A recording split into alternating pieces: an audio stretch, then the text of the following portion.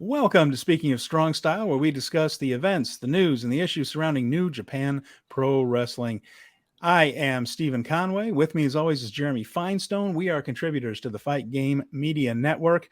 We've had shows again, Jeremy, after a little week off, a little bit of a lull after G1, and back with a vengeance, a couple of regular shows, and then cheering fans once again. Did my heart a lot of good. How are you feeling after seeing some of that? Man, I've been to live crowds this weekend and I watched live crowds this weekend, and it has been tremendous. The wrestling that I have gotten to watch in the last week. Had a great time. As you may or may not know, I got to go to All Out and come back from that. And so I am refreshed. I am caught up on all the New Japan that I missed while I was away. And let's give a cheer out for the cheering in New Japan. That was great stuff.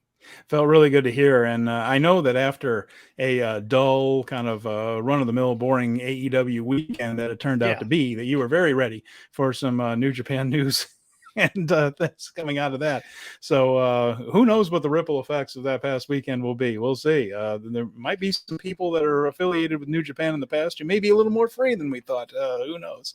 But all that conversations to be had about what could possibly happen in the future. Yeah, there's a lot of layers anyway. But we're going to talk about what's going on in New Japan right now, and we'll see how all that stuff shakes out. And I know that I'm refreshing links on wrestling websites pretty consistently to see if there's anything we need to know. But there were some things, Jeremy. There's before we get to the shows, and we are going to get to the shows, we're going to talk about the wonderful atmosphere at Korakuen Hall on Monday and Tuesday. But New Japan is made a big announcement today that they are continuing this expansion, and it's an interesting concept, isn't it? Just as NXT is rejiggering itself there and taking down NXT UK and perhaps doing NXT Europe later on, expanding the brand, there's brand expansion in New Japan. So they have a dojo in Tokyo, of course, where the young lions that we see like Fujita, Nakashima, and Oiwa, for instance, are all in that gym. There are others there too, of course.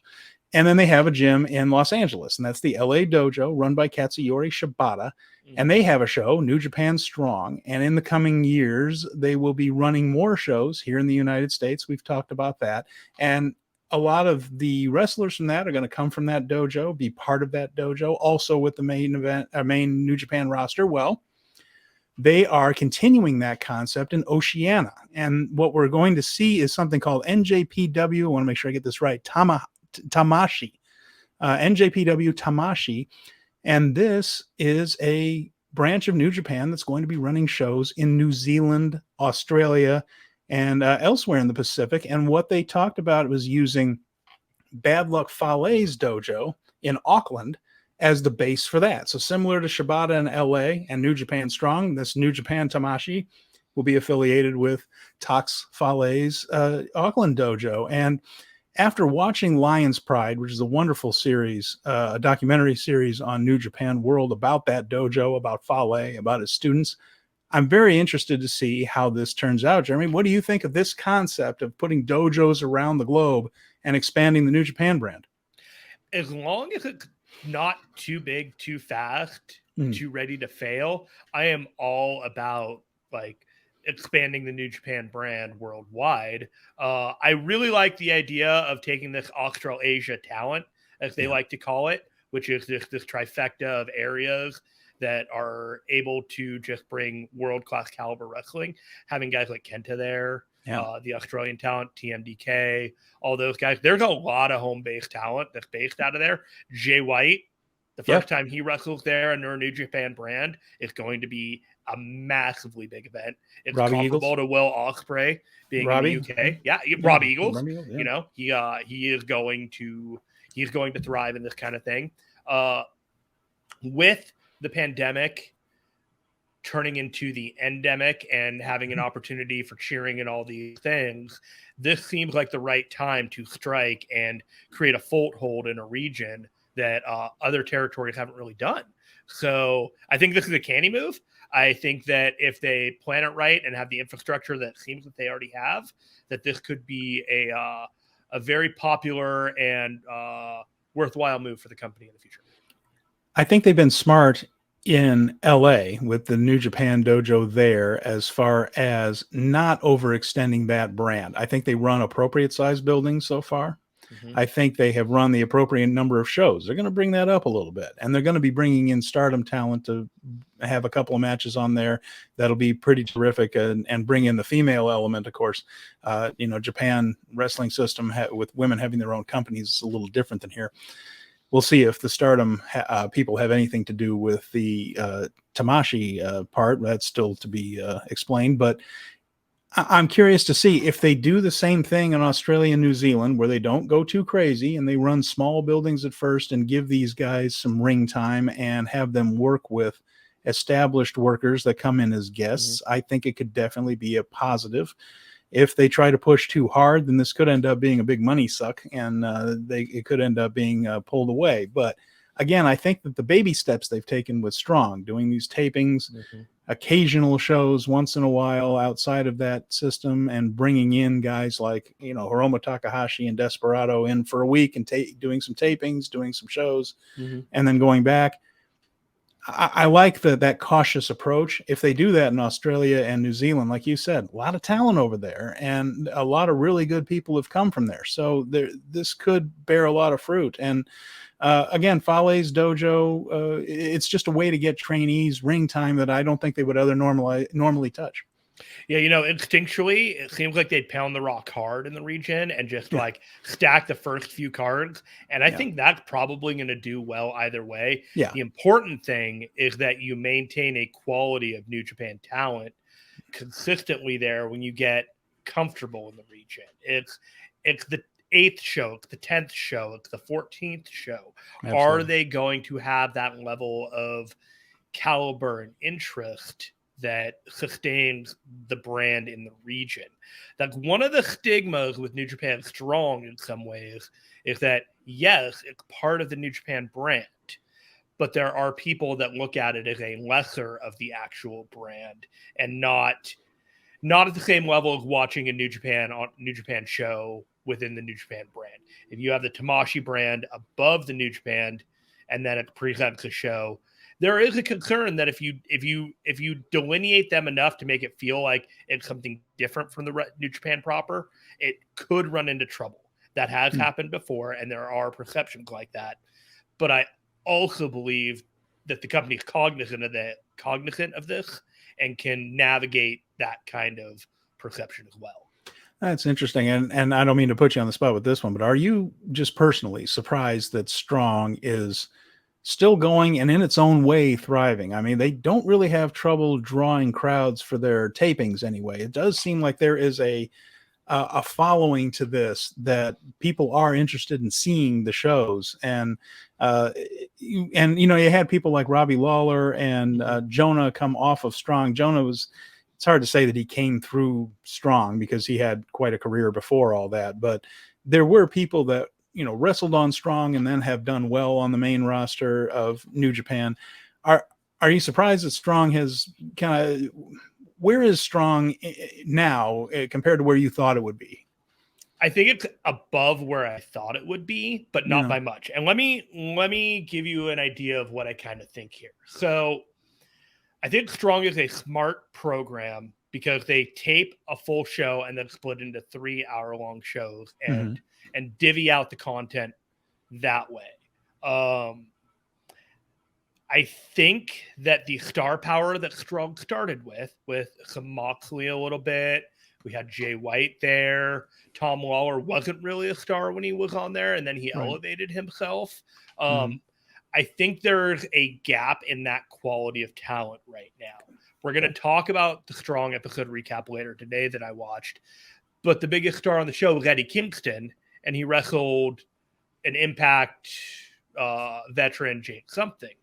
That's not exactly the caliber of show that I'm like going out of my way to see, but it's not bad either. It's that level of like, I have to make sure that I watch this show for this show, but would I watch it if I wasn't doing this show? The answer is yes, but it's not high on my list of priorities. And it was off my list of priorities for a while back during the pandemic, simply because of the way that life was. So I can't say that I've seen every episode of Strong, but I do watch it now. I'm locked in on it. Is it as good or as important as it once was? No. Is it as important to the company? Yes. By the way, that name is one of my favorites in wrestling. I can just imagine someone going around there. We need a ring name for you. Oh, geez, I can't think of anything. Just say Jake something. Jake. Right. Write that down. There it is. Nailed it. That's the one. Crushed it.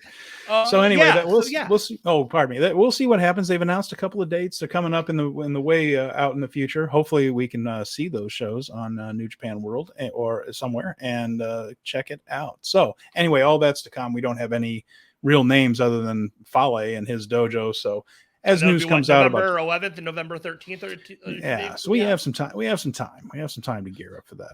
Also found out some tournament information. We can't go too long without a tournament in New Japan, and we will be starting up again in November. Jeremy, we have the World Tag League and the Junior Tag League tournaments going on at the same time. So of course, as it currently stands, the best tag team on earth, FTR, is holding the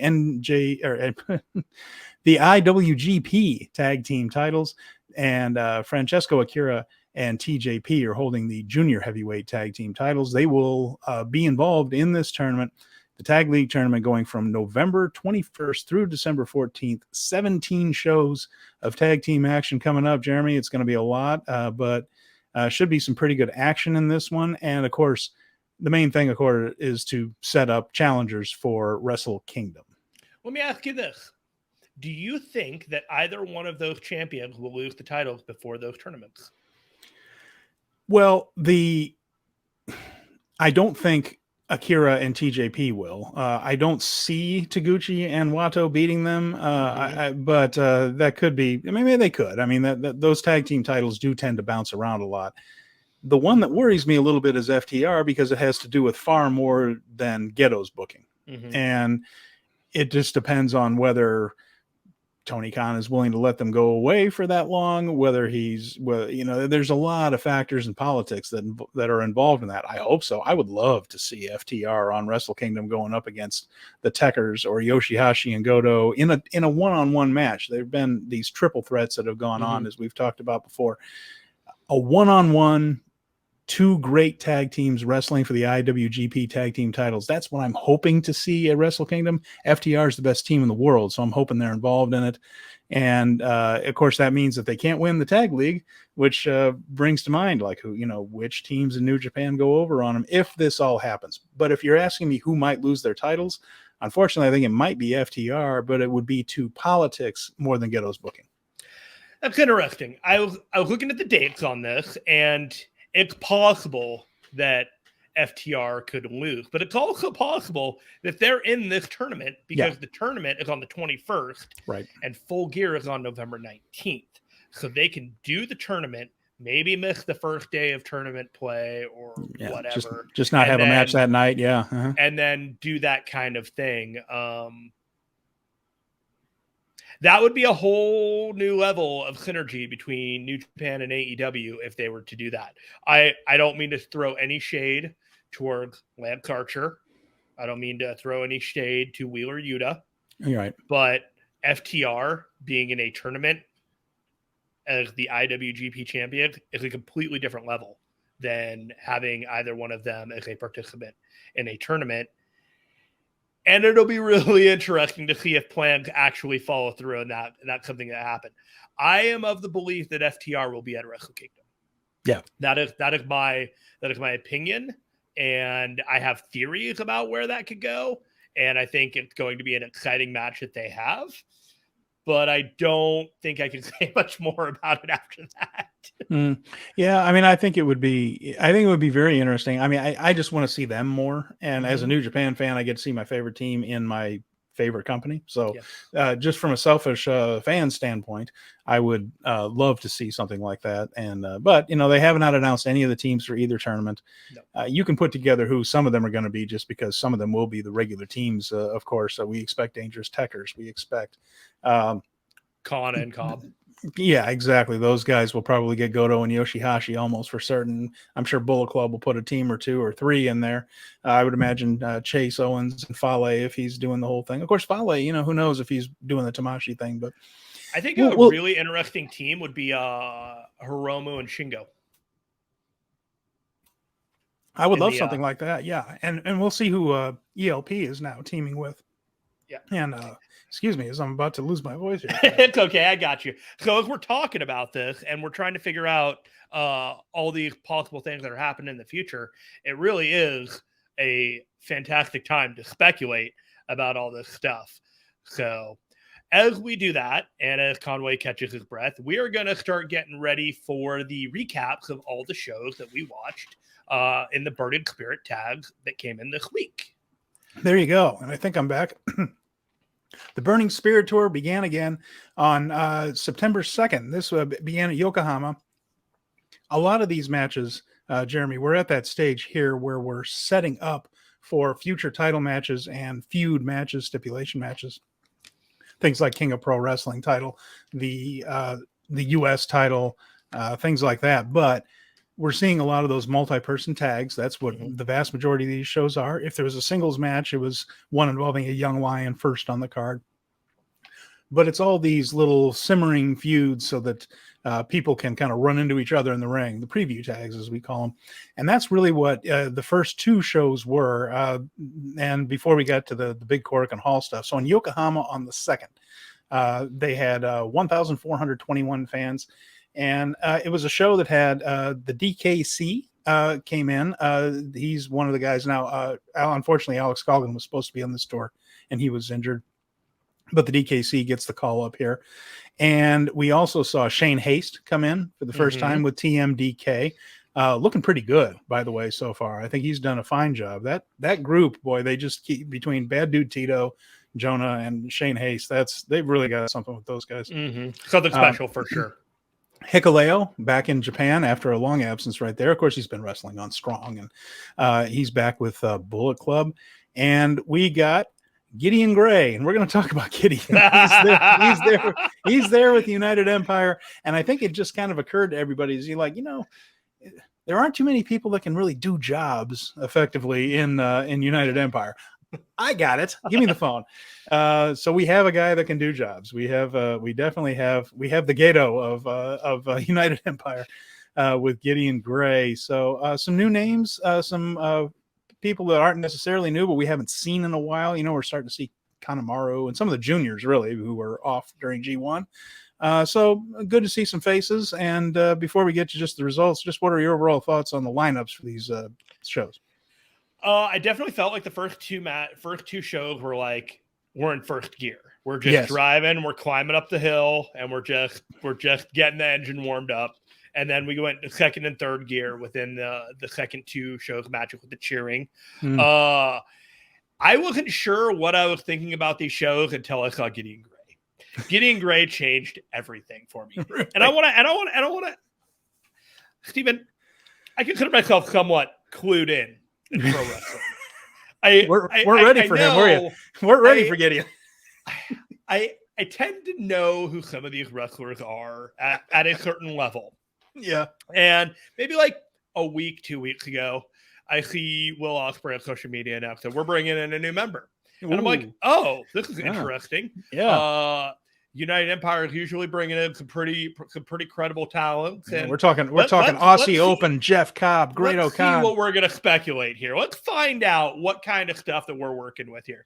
Maybe a week later, New Japan announces, and there's this bald dude, and it's from the worst taken angle, and he's sneering, and you can look right up his nostrils, and he looks like he's the inbred cousin of Lex Luthor. And you're like, what is happening here? And they announced that his name is Gideon Gray, and he's the new member of United Empire. And you know what my response was? Who? Excuse me, who?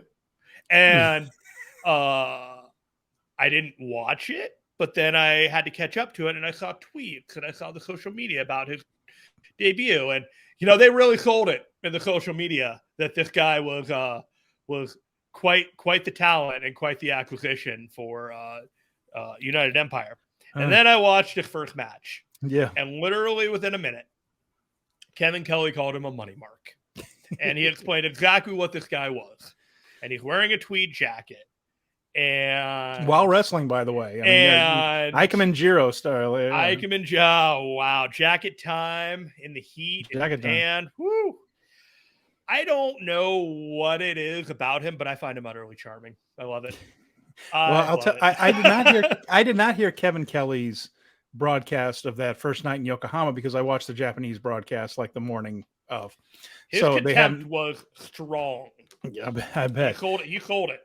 It was my note though. The first one was Gray has pipe cleaners for arms, and he's just this very kind of a gangly, like you said, guy. And he is a trained wrestler, but he is playing the character of a guy who cannot wrestle. Yes. And the whole gimmick is that this is the money guy, and they use the term money mark for the United Empire. Like this is the guy that's paying Ospreay, that pays Cobb, that pays Okan, all these guys. And he ran into Great Okan when Okan was on excursion to England. That's, I mean, Gray is British. And he's the guy that's paying the freight. He is the Mama Cornette of the United Empire, except if Mama Cornette wanted to go in the ring and wrestle Ricky Morton instead of just pay for her son to torment him. And so the whole point is this guy is so over the moon, I guess, about his money and wanting to be a wrestler so bad that he actually gets in the ring himself, but can do absolutely nothing except like one or two things. And even the one or two things he does tends to be by accident. So it's entertaining. He's got a good kind of comedy act. Obviously this goes nowhere near a title or nowhere near a main event. And the main thing is that it's somebody for the United Empire who can do jobs.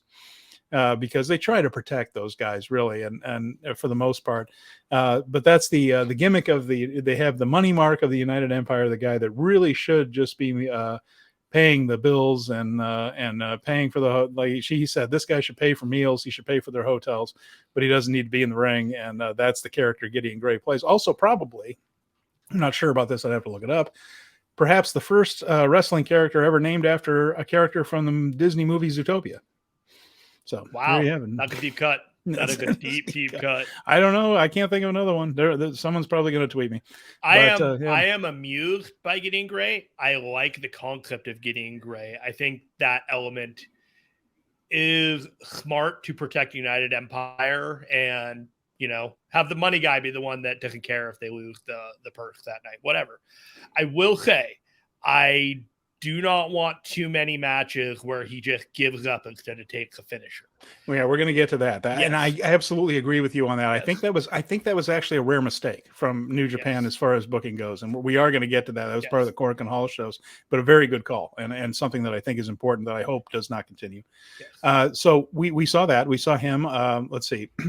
Another important, I think the most important thing this Yokohama show, Jeremy, from a safety standpoint, during the House of Torture versus Chaos and Hantai match, which was Goto, Yoshihashi, Yo, and Ryohei Oiwa against Evil, Yujiro Takahashi, Sho, and Dick Togo. Yo came out. They have new merch. So this is an anti-House of Torture T-shirt. It's with the circle with the line through it for House of Torture. And Yo presented one of these to the ring announcer Abe-san, who seems to have been finally immunized from Evil's slamming people into his desk and knocking him over. This shirt has magical properties, and he is no longer doing that bump in every single match, which got kind of tiring actually, because it was just silly how Evil would take somebody, slam him into the barricade, and he would go spilling, and Kevin Kelly would be appropriately outraged every single time. And for some reason, that was the point of this shirt, was Abe was on the anti-House of Torture bandwagon, and now he doesn't have to take that bump every single show anymore. To me, that was just getting something that was a little irritating out of the New Japan playbook. So I'm on board with the shirt. Might even order one. Write it out of continuity, but that's all it took all this time. They never figured it out. And we're gonna have to keep track of that. We're gonna have to pay attention next time. Oh, maybe it'll help all the ref bumping. We give them one of those shirts too. United Empire. Let's see. We mentioned that. Now, United Empire has enough members on this tour they can do 2 6-man tag matches. So because we have Francesco Akira and TJP on the tour as well, they're back. and against Taguchi and Wato. You got Hinari there, so you got 6 guys right now until I think the 19th when Will Ospreay joins the tour. Yeah, another one coming in. And then, of course, we're seeing a lot of Kushida and Ishimori in tag matches on opposing sides. They're still doing the storyline where Taiji Ishimori doesn't feel that Kushida is qualified since his return. Has to still prove himself. And Kushida doesn't seem particularly bothered by this. He just said, well, I'll just keep beating all your friends. What a pure baby face. Absolutely. Okay, I'll just beat them all. Whatever. And he's been doing so. So Kushida usually getting the win over whoever Ishimori's tag team partner is. Geto doing a lot of yeoman's work in this one, laying down for Kushida. And, of course, the whole story is going to lead to, of course, a match that I think all of us are really looking forward to is Taiji Ishimori and Kushida for that junior heavyweight championship, which hopefully won't be too far away. Kushida's a patient man. It's just a matter of time. And then in the main events, for the most part, there are a couple of main events going on. Suzuki-gun has been clashing with Los Ingobernables de Japón. Those matches have been fabulous, by the way. Those guys seem to really enjoy working together. Sonata and Taichi, we've mentioned before, are close friends in real life and have a lot of fun doing the pec popping contests and then various other things. But then when the wrestling starts, and it always does, there's always a little bit of tomfoolery at the beginning of the match, and then something triggers it. Suzuki-gun and LIJ have been having a lot of fun in the ring together and been doing some really good stuff. And it's all building mostly to Zack Sabre Jr. against Tetsuya Naito, which is always entertaining with those two. So good stuff there. And, are you looking forward to the various matchups coming out of that rivalry too? I really am. I think a lot of the matchups that they have are fresh. I like that Zack Sabre Jr. is at a place of prominence with Naito right now. I think some of these other feuds that they have going on, the Neverweight with the House of Evil and Chaos is interesting. The Shingo and ELP stuff is really catching my eye. That stuff is getting hot. These shows have a limited amount of star power on them, but what they're able to do is sustain the stories going forward and keep your interest and build towards the singles matches. This is something that a lot of other companies can't do well, which is just keep the interest going, even though the opponents are constantly getting an opportunity to get at each other. They use the interruptions by their teammates to keep the distance rather than lean into the confrontation. And it's one of the strengths of New Japan storytelling. So it has made me more interested in a lot of these pathways to singles matches rather than the other way around. I think there in a lot of American companies, Jonah and Kazuchika Okada would have had 7 matches with each other already, and it would have been 4-3, and just the 50-50 booking. And instead, they're giving us little teases of it and making us wait. And speaking of Jonah and TMDK, I mentioned Shane Haste in for this one. Bad Dude Tito is back. And they have been mostly opposing Okada and Hiroshi Tanahashi in main events with a third partner. Sometimes it's been Tomoaki Honma. It's been Toru Yano. The main thing is when you see that third guy in there with Tanahashi and Okada, you know that that's the guy who's taking the torpedo tonight. Because if there's one thing that came out of the G1, it's that Jonah is a bona fide star and people are really interested in seeing him dive off the top rope and hit that torpedo. And they have been doing it everywhere except for one, and we'll talk about the why of that. But he has been doing that move. Been getting it feels like either Jonah wins or Shane Haste loses. That's exactly right. And but it's been one of those things where the fans are just totally into this guy and into seeing him jumping off the top. And then he's just been working really, really well. He seems to have good chemistry with everyone. It's been strong. They're smart to keep him strong. And again, if you do this right, Jeremy, we got another big Van Vader. So this came up during the show when it came to Jonah. And we're going to talk about it now because it's the first time we had a chance to talk about Jonah. Okay. Kevin Kelly mentioned that if Jonah beats Okada again, that it's hard to argue not adding Jonah to the Wrestle Kingdom match. But Okada has already made it clear that he is not going to use any match opportunity prior to G1 as an opening to challenge for his Wrestle Kingdom match. Right. The Where do briefcase. you The briefcase stand isn't a on title this? this year. Yeah. Yes. Where do you stand on this?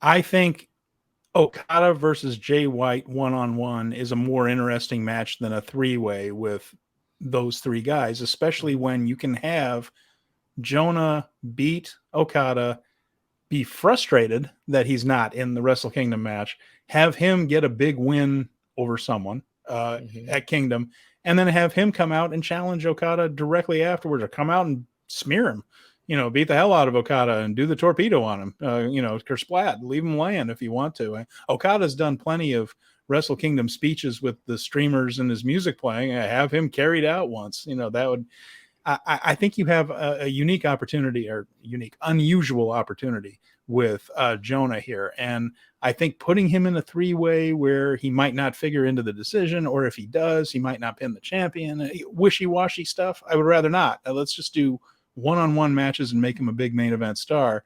But, in Ghetto we trust. I'm sure he has a plan going forward. I don't know if that's what they're going to do. I'm just not the biggest fan of three-way matches in the main event of Kingdom to me. It does seem like that would be something hot for the New York Dash, would be Jonah destroying Okada the night after Wrestle Kingdom and then going into a feud at the end of January. That's typically something that New Japan would do. Looks like they discussed it on air and made it an actual thing. I wanted to make sure I got a consensus with how you would view this from your expert eyes. Well, that's kind of how I feel about it. I just think that there's still a novelty in Jonah's first Wrestle Kingdom match. It doesn't have to be a main event. It could just be him doing the torpedo on somebody at Kingdom in front of tens of thousands of people at the Dome. And I think that would be a big event. And then to have him come out and be the guy that says, okay, congratulations, you're the IWGP World Heavyweight Champion. Bad news, I'm next. And I think that would have everybody leaving the Dome just thinking, ooh, there's some good stuff coming. So that's kind of where I would go with it. But, like I said, they have the blessing of a lot of options right now. There's a wide open landscape for how they can approach things. They're making sure everybody looks strong right now, which makes for a multitude of possibilities for where we can go in the future, for sure. It's allowing us to have a debate about it instead of just saying, well, this is obviously where we're going.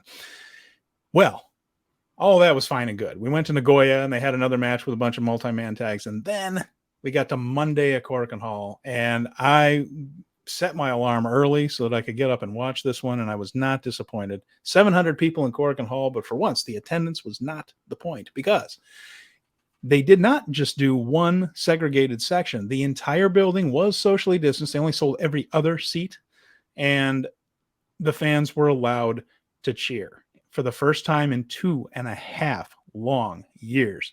And it was the whole building, and they approached it so smart, Jeremy. I'm sitting there watching the show just like, how are they going to open this? Well, they opened it with one of the most likable, popular, fan favorite people on the entire roster, Hiromu Takahashi. The human mood enhancer comes out and does a great speech to everybody, just getting them all fired up, just a big, baby face speech. And everyone, they got to cheer. They got to be happy that they could make noise again. Hiromu set them off on a nice path, but these folks were ready, Jerry. They were ready to make noise. You could hear it with them that they were aching to. Then they got to sing, because the first match, again, so smart. They put Minoru Suzuki in the opener just so, for the first time in 2.5 years, the people got to sing Katse ni Nare to Minoru Suzuki. And you could tell what it meant to everyone involved. The fans, to Suzuki. Milano Collection AT was wiping tears out of his eyes. I'm not going to lie. I'm getting a little bit of chills the way you're explaining it right now. It was a big deal. It really was. It really was a big deal. It felt so good to everyone involved. And you could just see smiles plastered on people's faces that aren't usually Suzuki snarls his way through his match. If you see him smile, it's that kind of, oh, you hit me in the face. Okay, I like this. I'm going to get to hit you in the damn face. But this wasn't that. This was a man who was joyous that this noise was coming to him again. They could sing to him for the first time. And then, so they got to cheer Hiromu. They got to sing to Suzuki. He defeated Bad Dude Tito in a pretty good match. And by the way, when he hit the the pile driver, he covered Tito, and it was as loud as I've ever heard that. 1, 2, 3. It was like it was a main event, even though the results of that match was never in doubt. They were just so happy that they could do it again. Then they got to boo, because who did they send out right after that? House of Torture, the least popular people in the entire company. So what an intelligently put together beginning to a show. Once all the fans were like, what did you feel when you heard everybody going crazy? And they were going crazy all day. So much pent up fandom was let loose that day. So behind the scenes, you let me know ahead of time that the cheering was really tremendous. And this was on Monday, and I wasn't able to get to catching up with these shows because of life until Tuesday afternoon and everything. Right. So there was almost the sense of like, it caught me off guard. Like I was ready for it, but I was starting up the show, because I would be like fast forward to get to the first match, because there's a little bit of expediency there trying to get through a lot of shows. And then you're hearing the clapping, and you're feeling the rumbling, and then you realize, oh, they're fucking singing. They are.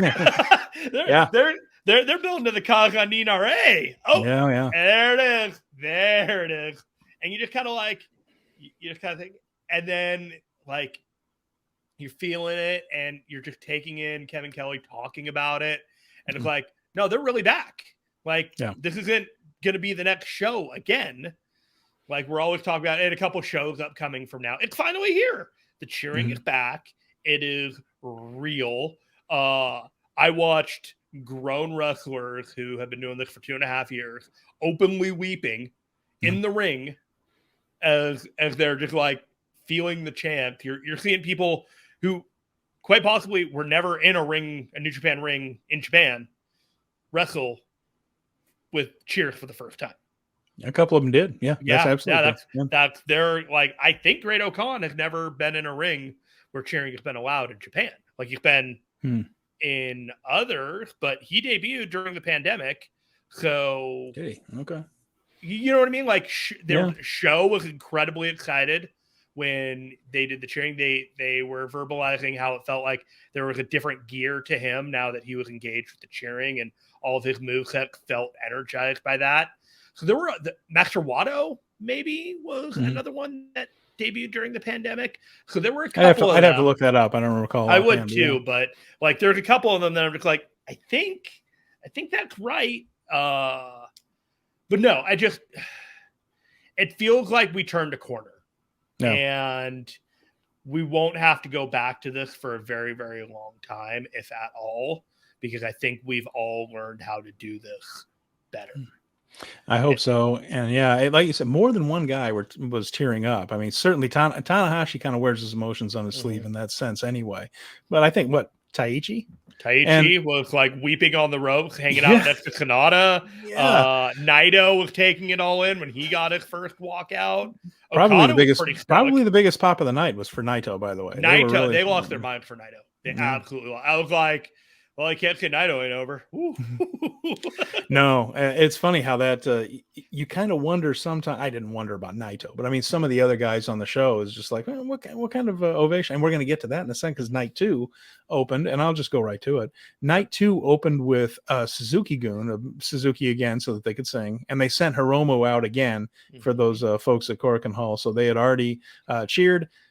He even simulated the 3 counts. I don't know if you saw that before. On the second night, he started, okay, now you do it like this. And he started smacking the mat like a referee. 1, 2, 3. And then he did 1, 2, and the stop to get that classic Japanese crowd. 1, 2. Oh, which we all love. And so he kind of teased that a couple times. Then they sent out Suzuki, Yoshinobu Kanemaru, and Takamichi Noko to wrestle the 3 young lions, Yuto Nakajima, Rihei Oiwa, and Kosuke Fujita. The crowd went nuts for the young lions. I mean, that was a big ovation for those young lions in the first match. That had to feel great for them. And those 3, definitely, these shows here at Korakuen were the first time for sure that they've wrestled with any kind of response. And to get a big one on top of it. And then the Suzuki-gun guys, you look at those guys, I mean, I think the Kanemaru might be the youngest of them. They were smart enough to Babyface go. Kanemaru. Yeah, they were smart enough to go along with it and sell a hell of a lot for the young lions, and just give the crowd that joy right there. What it had to feel like for those guys who have been waiting to be wrestlers for how long, to be able, and then to have, and then the reason you do that is the reason you go into wrestling is for that response, for that crowd to pop the crowd. That's what it's called, right? To get that pop.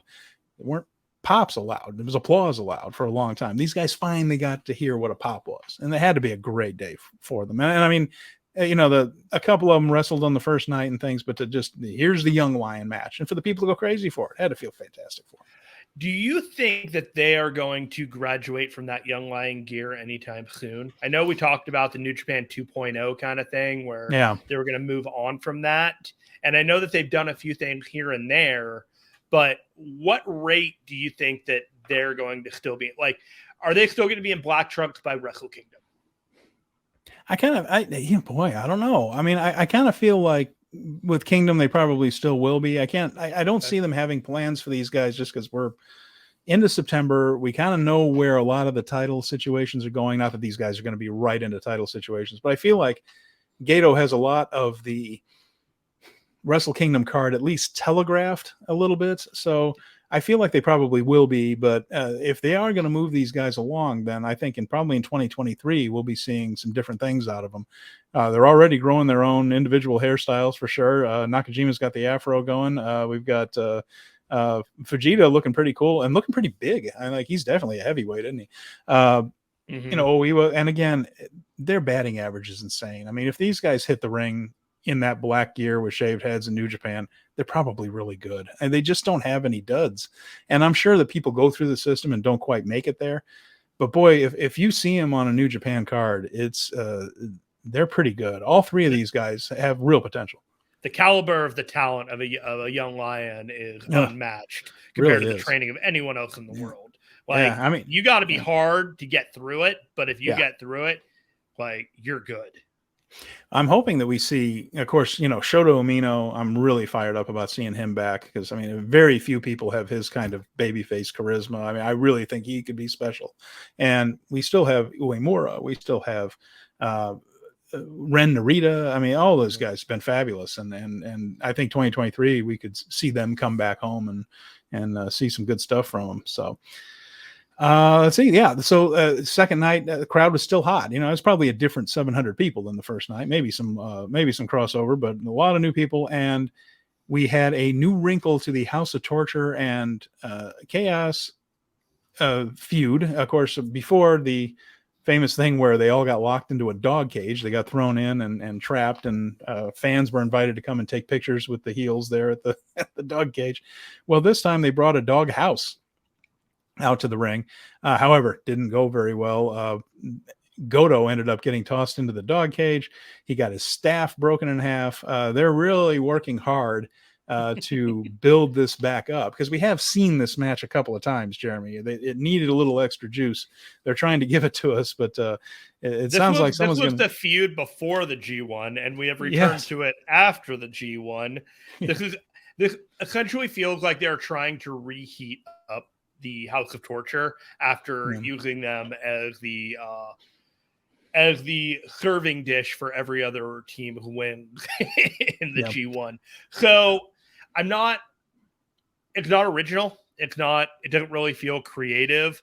I think once they broke Goto's staff, you kind of knew that this was going to be a one and done kind of angle, and House of Torture is probably going to get what's coming to them because they're winning an inordinate amount of times against Chaos right now. They are winning consistently. So New Japan doesn't do 50-50, but they do comparable booking to make sure everybody looks good coming out of whatever story that they're telling. They keep their challengers and champions both strong, and the way they do that is by sending the champions in with other partners who tend to get beat by the challengers, and that's the part of the story we're in right now, where we're just, House of Torture is unstoppable until they get to the title match, and then we see. At the same time, I do believe that those members of Chaos that hold the Never Openweight Trios Championship have elevated themselves very well in the last 6 months, regardless of the titles. And if they were to lose them, it wouldn't be the worst thing in the world. I think that potentially if House of Torture pivoted over to a feud with LIJ and they had some Never Openweight titles feuding, had a Sonata, Shingo, Hiromu kind of thing going on instead, that could really turn some excitement with those trios titles and potentially have trios versus trios down the line at a Wrestle Kingdom match with, I don't know, another well-known trios belt group in the world. Whoever those could be at the time. Whoever that might possibly be. That's not suspended. Yeah. We'll see. Like I said, by the time this drops, some people might have more free time than they did when we started recording. Who knows? Hey-o. Hope not. Anyway, you can watch other shows to find out all about that stuff. But if you're watching this, you already know what's going on. Exactly. That's right. Bullet Club, Bad Luck Fale, Chase Owens, and Hikuleo, who's looked good, I think, in his matches since returning, defeated Great-O-Khan, Jeff Cobb, and Gideon Gray. Now, we already talked a little bit about Gray and hinted at the finish for this one, which Jeremy and I bristled at a little bit. Gray actually, which I understand they're trying to get over Gray's coward character, but he actually submitted as Hikuleo grabbed him for the chokeslam and then didn't deliver it. I don't know if you don't deliver the big finishing move, especially Hikuleo, who I think could use a little bit of juice as far as seeing him hit that big choke slam, which does look impressive. He has a good choke slam. He's tall and he does it well. I think it would help get Hikuleo over if he hits this thing. And just similar to how they're getting the full Nelson over with Hanare. I just think he could use reps in front of crowds, hitting that big move and getting a pinfall. I just kind of hope that this isn't the whole thing is like Gray submitting before the guy hits his finisher. I hope it's not a trend. It was kind of funny. This match was really to set up a thing with Great-O-Khan and Yuji Nagata, which we'll get to in a bit. But okay, wants to set up the character. Sure. I don't want to see this I don't want to make a habit out of this. What I would really like is more of a Heenan, Paul Heyman kind of thing, where if he's going to be a money manager and he is in the match, somehow he finds a way to get out of the finishing move and do what he did and get out of it for heat, but get the heat and not take a random move afterwards. If he like submits and gets out of the ring and it's like, not this time, you're not going to get me this time, and you build up to the fact that he is going to take this massive finisher at the end of a feud, that is, to me, a better way of facilitating heat for this individual and facilitating like the comeuppance that you're really getting a payoff for. Yeah. If you do not like this guy, and then you do not get to see him get his just desserts right afterwards, you better present an angle or present a way of showing it that you are assured that this is the direction that they're going and you will be satisfied with it in the end. That's kind of how I'm looking at it. Yeah, no, I think that's a good way of putting it, and we'll see what they do with it. Like I said, it could be just to establish that this guy is just a coward and has no business being in the ring, which is the story they're telling. So, and from there we went into like Kushida got another win with Tomoaki Hanma over Ishimori and Geto. Suzuki-gun defeated LIJ in a pretty good 6-man tag. And then Jonah, Shane Haste, and Bad Dude Tito defeated Okada, Tanahashi, and Yano. Now, one thing I didn't mention that was really smart. The one time they haven't had Jonah doing the torpedo, it was on the first night with the crowd where they had Okada and Tanahashi beat Shane Haste. Of course, the reason for that is first night after 2.5 years, like I mentioned, with cheering fans, they wanted to send everybody home very happy with the two biggest heroes in the company making the closing speech. Tanahashi got emotional, as you would imagine. Okada was clearly enjoying himself there. Okada's a bit of a cooler cucumber than Tanahashi emotionally, anyway. Isn't the type stoic.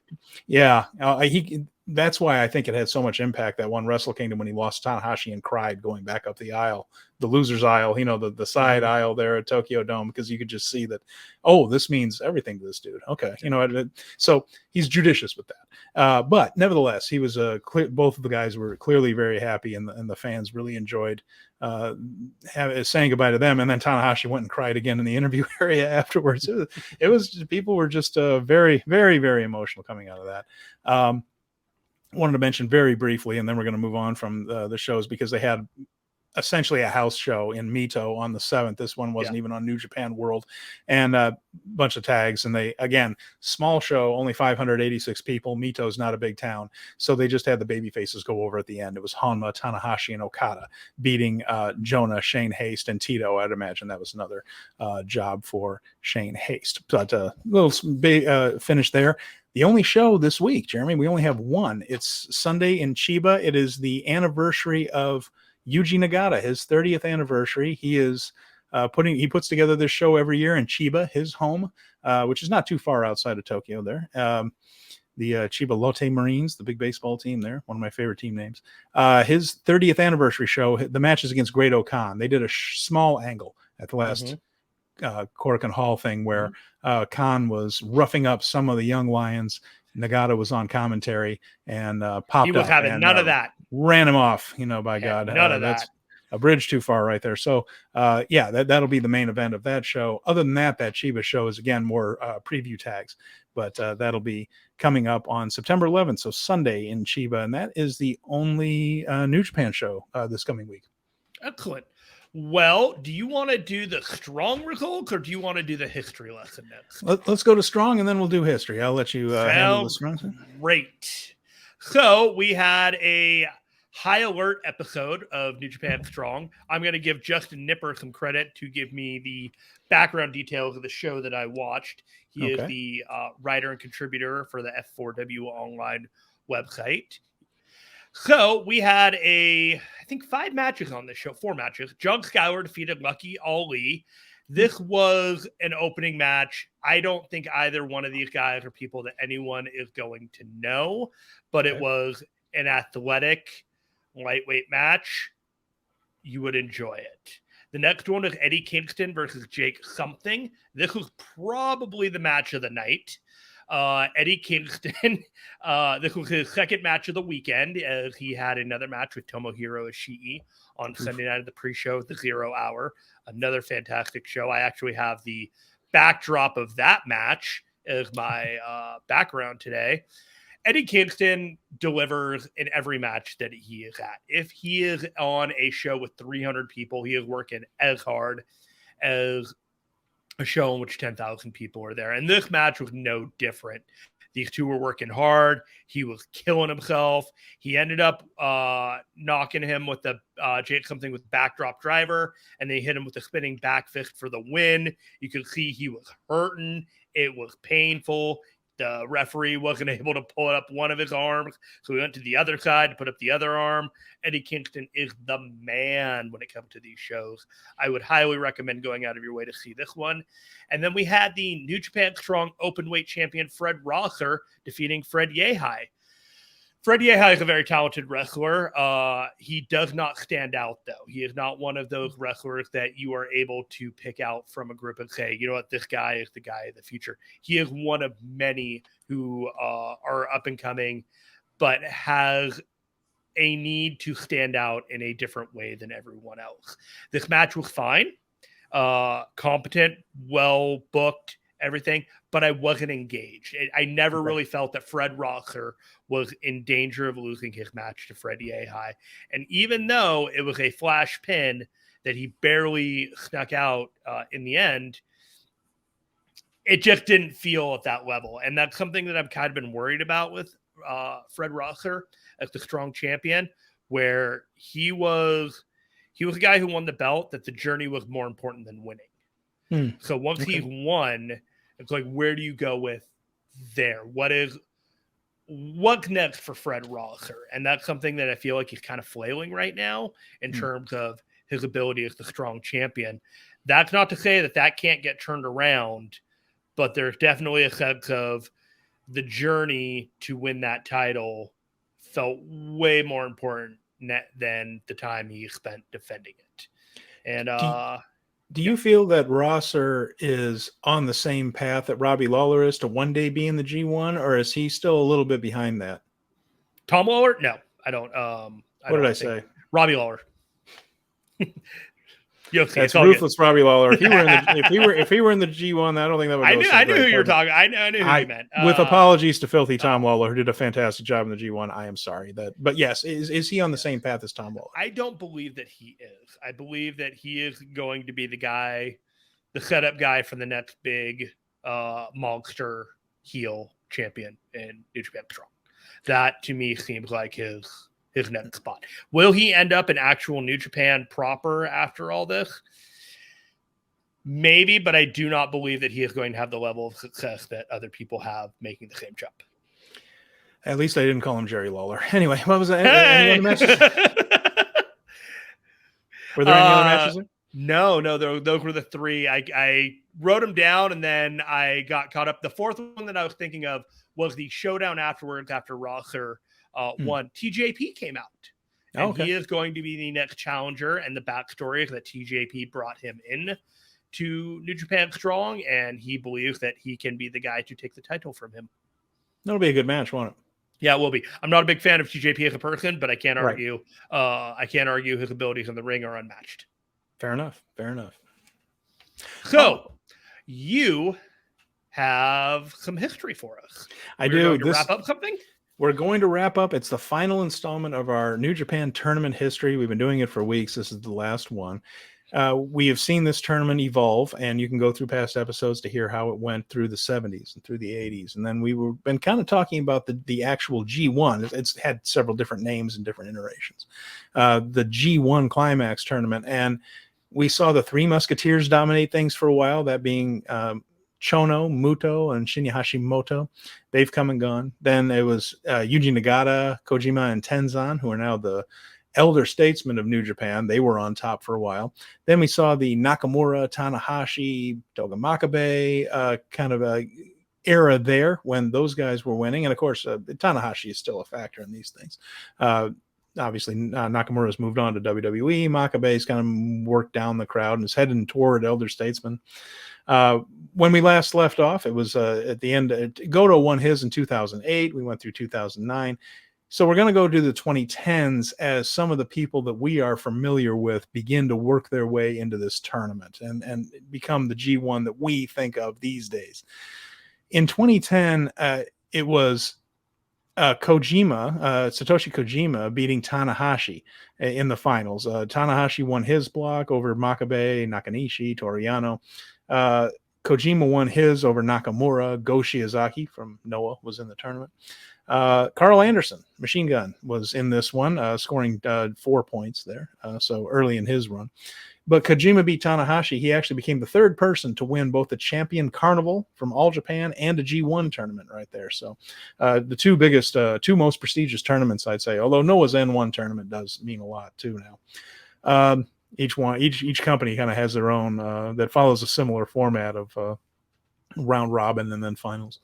So, I mentioned Anderson and Shiozaki. Prince Devitt was in this one again right there. And this was actually Tetsuya Naito's first tournament. He finished in the middle of the pack, 7 points. This was what year again? And this is 2010.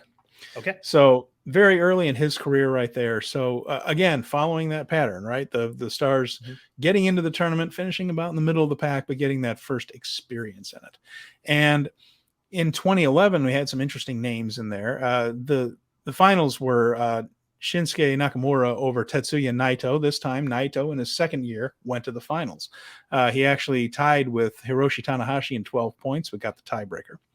This was babyface Naito back then, still wearing like the red sequin-y kind of tights back then. Wasn't the LIJ. We're going to get to that.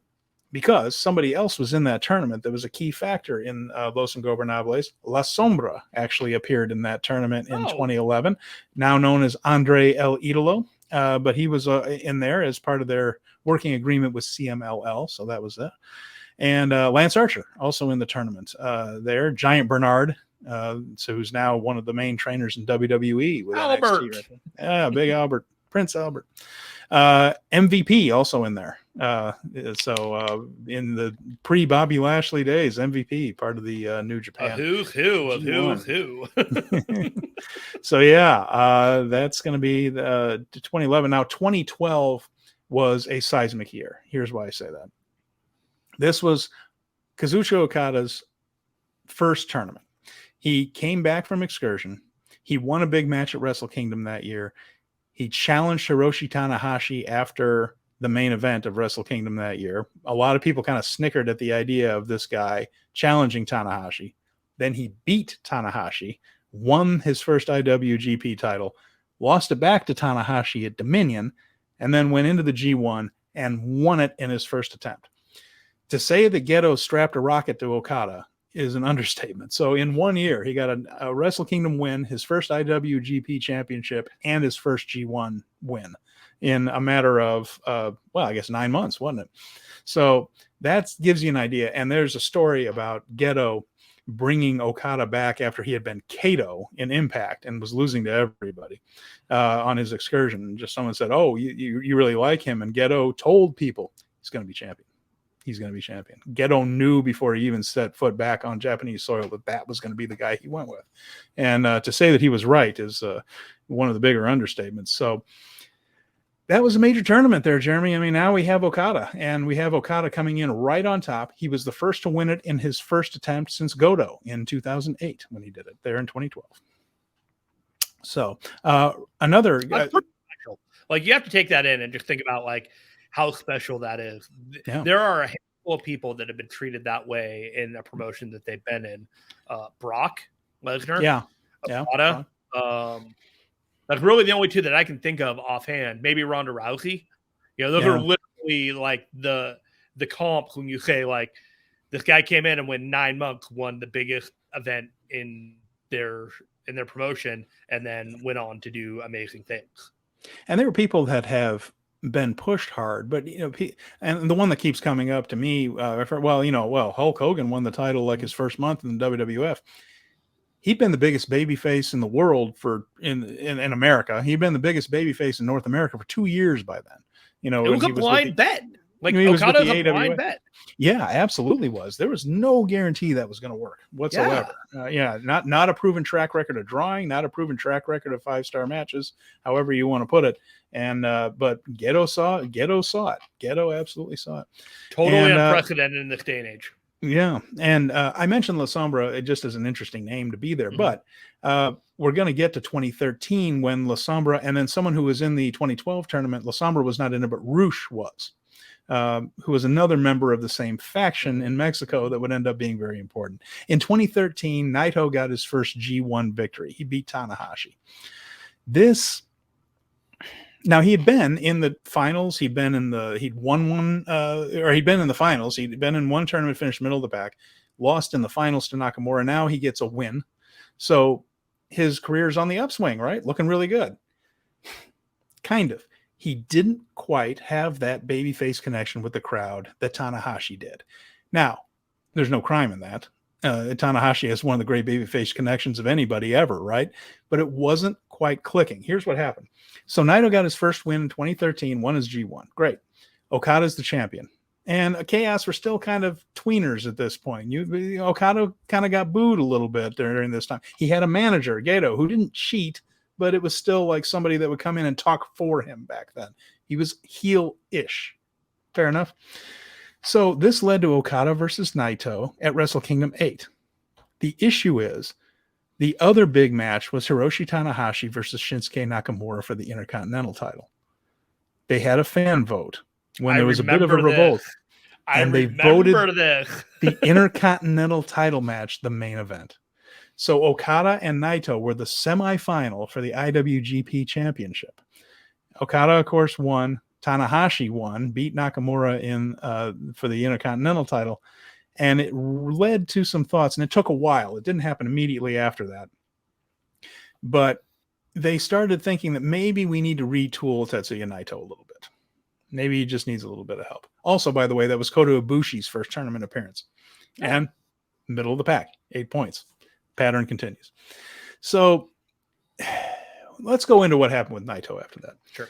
He was a upper card babyface, but not a main event babyface. Proven that, right? They didn't even want his world title match on top of the Wrestle Kingdom. The decision was made to retool him. So in 2015, actually, in summer of 2015, he went to Mexico for a little while, and it was only about 6 weeks, about a month and a half. Wasn't all that very long. But while he was there, they put him with La Sombra and Rouge, among a couple others, and they were part of a group called Los Ingobernables. That was the heel group that La Sombra and Rouge were part of. He came back to Japan and actually worked as a babyface, teamed with Juice Robinson for quite a while, actually, and then went off to England for a month. Just did some matches. He and Kushida were over there at the same time. Just kind of, had him work some matches over there and kind of get him away from everybody. When he came back, they had retooled him into the heel Naito, who suddenly came out in that suit and took 20 minutes to get it off into his wrestling gear, right? And he did the whole tranquilo, just wait, don't rush it, and would just endlessly, like, his shirt, every button would just take forever, and it would infuriate everybody. They brought in Evil Watanabe off of Excursion, made him the evil character, brought Sanada in, and gave him the Los Ingobernables de Japón faction. It was exactly what he needed. It was the heel turn that he needed to get that connection with the crowd. So when that pendulum swung back the other way and he turned babyface, he would go from the biggest heel in the company to the biggest babyface in the company. And you can make a case right now, he's still like the most popular guy. You talked about how he just got the biggest response in those Korakuen Hall shows. This was really the genesis of it, when the company started to think, he's upper card, but this guy's better than that. This guy should be a main event. How do we make him a main eventer? And the decision was made, a heel turn was going to be the only way to do it. Then you could swing him back. And by the way, that's going to work perfectly with Roman Reigns. the bad guy that you want to like. Yep, it's a tried and true formula when it comes for cheering for people. Dusty Rhodes, Roddy Piper, a lot of the biggest baby faces in history were the biggest heels before it swung back the other way. Then there's no going back. You can't then, good luck turning the Road Warriors baby face again. See, like stuff like that. I know that's how old I am. I'm going all the way back that far. There are more recent examples. So moving on. 2014 was Okada versus Nakamura in the finals in 2014. I only bring in this one up because AJ Styles was in the tournament that year. Shelton Benjamin in the tournament that year. Davey Boy Smith Jr. Was there. Doc Gallows. But the Seibu Dome was where they held the finals instead of Budokan Hall. This is one of the coolest looking buildings in Japan, by the way. And that match between Okada and Nakamura is one of the great New Japan pro wrestling matches. And if you get a chance to go find this thing on New Japan World, my God, this match in the Seibu Dome between Nakamura and Okada in the G1 Finals 2014, just brilliance, and just an incredible match. Okada got there by tying with AJ Styles with 16 points. There were actually, I think 22 guys in the tournament that year. And got in on the tiebreaker. Nakamura over Tanahashi by just 2 points. And Katsuyori Shibata was involved as well in there. So he had, left the company and come back. So it's worth going out of your way just to see that. It's one of the great New Japan matches that Okada Nakamura won. Both stablemates, both members of Chaos. Really, Nakamura was the leader of Chaos, but Okada was the world champion. So this was a little bit of Okada taking possession of Chaos in a way. He became kind of the top guy there. 2015, we had Tanahashi got another victory in 2015. So we're starting to see these guys. Tanahashi, of course, was one of the greats all through. Kind of one of the decade's Mount Rushmore, if you will. Certainly. 2016, we have a new name. Again, we've mentioned that Goto won in his first attempt. Okada won in his first attempt. Kenny Omega in 2016 goes in and ties with Tetsuya Naito with 12 points, but tiebreaker. Hiroki Goto won Block A, barely over Okada and Tanahashi by 1 point, 12-11 for each of those two. And Omega wins in his first attempt. This was also a little bit of one door opening and another one closing. Tenzan was in his final tournament. Tenzan, a 3-time winner and one of the biggest stars of his decade, made his final G1 there. And the storyline was that he didn't even make the tournament that year, but Satoshi Kojima gave his partner, his longtime friend, rival partner, his spot in the tournament that year. And Tenzan ended up going through. Only scored 4 points right there, but each night was a little bit like a farewell tour for Tenzan, where he got a huge ovation. Naito, Evil, and Sonata were having their first tournaments. This was the first one with Naito in the LIJ persona, so his first heel tournament right there.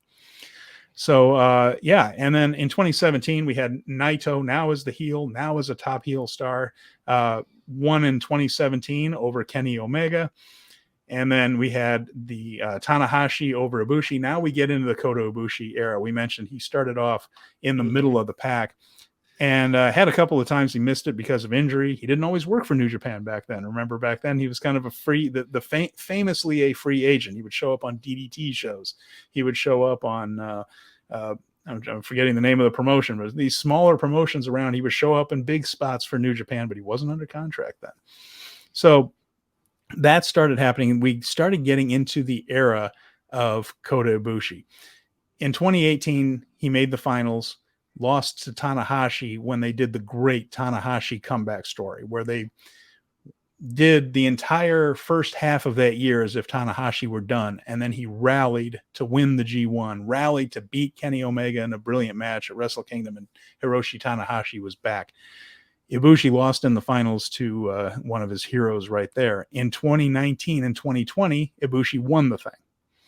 That would be the first time someone ever made the finals 3 times in a row. He made it 4 in a row, of course, in 2021, but we haven't seen him since. That was the match where he blew out his shoulder when he tried that, a 450, I believe, off the top rope. His shoulder landed flat on the mat, and it was no longer flat in his socket. Exactly, sadly. And whatever is going on with Kota Ibushi, we have seen hide nor hair of him since. And, of course, a lot of things going on behind the scenes with disagreements with the front office. And right now, that could end up being Kota Ibushi's final match. But that was basically a Kota Ibushi era of the G1, where 4 years in a row, he won his block, went on to the finals right there. And so injured against Kazuchika Okada, not seen since. Okada winning in 2021 and 2022. So that catches us up. No, sorry, go ahead. One last question. Please. Was 2018 the year that Kenny Omega lost to Tanahashi, and then Tanahashi immediately lost to Jay White within a month because of all the plans changing at the last minute as a result of a new promotion coming together? Was that the right year? That was exactly it. And then, they did the thing where, the briefcase was getting kicked around a little bit too in there. Yeah, absolutely. That was the year. So that wasn't always supposed to be the plan, but that was how the plan ended up going. And so Tanahashi got that last glory moment of winning a G1 in his career. Yeah, and it turned out to be great because it really, they've done that tear down and build up with him a couple of times. They even did it where they teased that Ibushi was going to turn on him. Remember, if you remember, what's that now? Oh no, it felt right when it all happened. Okay. Like Tanahashi winning, it felt right. Oh yeah, no, sorry, it did feel right, and it was a very good feel-good story, and it was that guy getting that one more run at the very top. They kind of did something like that, by the way, in 1996 with Riki Choshu, who was booking at the time, which makes it a little bit different. But you can't say it didn't work if you saw that tournament. It was the last push for a guy who had dominated a lot of the 1980s in Japanese wrestling to get that one more tournament win. People were going insane for that. Kind of worked out the same way for Tanahashi. I think a lot of people were very happy. Even though he had won before, happy to see him win again. Now we're into the Okada era of the G1 where he's won it 2 in a row, and we'll see what 2023 brings. But the reason I brought that up is because it would lead to Tanahashi losing to Jay White, led to the Madison Square Garden match where Okada beat Jay White for the IWGP title back then. And wouldn't you know it, 5 years later, it sure seems like history is coming back around for another try. Will we get the same result? Who knows? Who knows? Only Gato knows. He knows. So who knows? Oh, Gato knows. Gato for sure knows. Gato knows what the next year's Wrestle Kingdom is going to be. Oh, so, but anyway, Jeremy, there we go.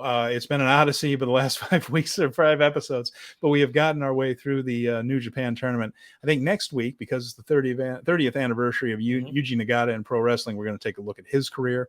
But that's our look back at the history of New Japan for this week. Fantastic. Do you have anything else for us on this show today? Because I think I'm tapped out. I think we've covered just about everything. Like I said, we have the one show coming up on Sunday. We're going to talk about that. We're going to get more into this, the Eurasia thing with Australia and New Zealand. Australasia, Oceania, I think is how they referred to it also. We will also have Scott Edwards joining us within the next few weeks prior to the Royal Quest Stardom tournament that will be taking place there. It's something that all of our audience should circle the calendar. It's either going to be next week or the next. And it's possible we might go live. Who knows? The world is our oyster.